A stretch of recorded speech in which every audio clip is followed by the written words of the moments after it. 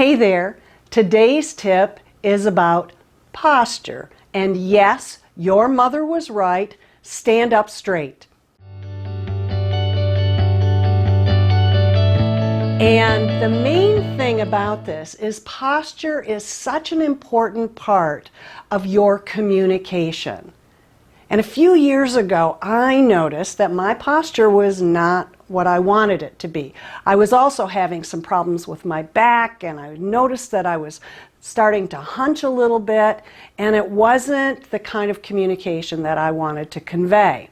So I enlisted the help of a few specialists who actually work on how to keep you standing up straight and moving in a different way. And I got a couple of really great tips that I'm going to pass on to you today. The first one was about how you sit in the car when you're driving.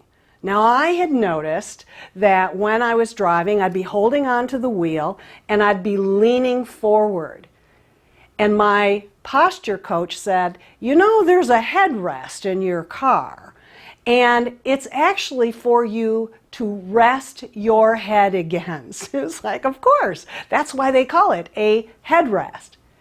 And I noticed that there was probably a gap about this big between where my head was and the headrest. And I started working with leaning back, having my head rest gently, like not hard against it, but gently against the headrest, so that I would be seated in my car in a different way. So that's the first tip. Notice when you are driving, where is your head? Is it gently resting against the headrest, or are you leaning forward like this as you're driving?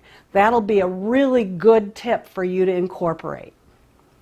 The next tip I'm going to actually demonstrate for you, because it's how you stand and where you have arches in your body.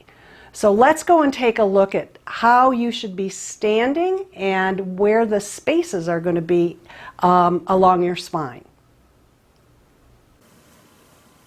When you're working on your posture, the first thing to think about is if you had a string that you were pulling from the top of your head that would elongate you, that's the first place to start. The next thing is find either a door jamb or where you've got two walls meeting, someplace where there's a nice straight line that you can lean against. And then you're going to back your heels on your feet up against that surface. You're going to rest against it along with your head. So you're going to rest your head against that surface. Now what you're going to do is you're going to use a 2-finger width at the base of your skull here. So you want to have a 2-finger width at the base of your skull. And then here, same thing, 2-finger width right at the small of your back. So you have a nice arch there.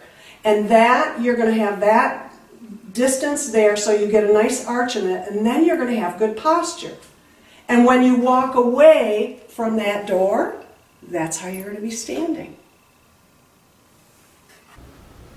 Now, another place to pay attention, another tip and working with your posture is when you're walking, most of us have a tendency to lean forward, like we lead with our heads instead of leading with our whole body. So notice that. Notice if you are walking like this, where you're actually your head is going there and arriving before the rest of your body.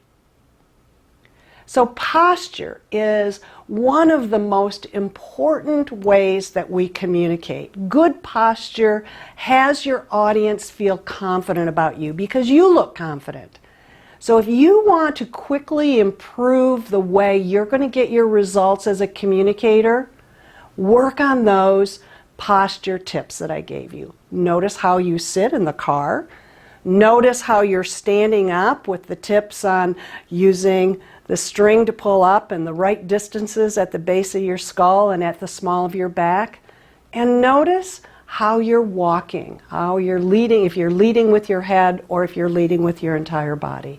It's going to make a huge difference in your communication and your results.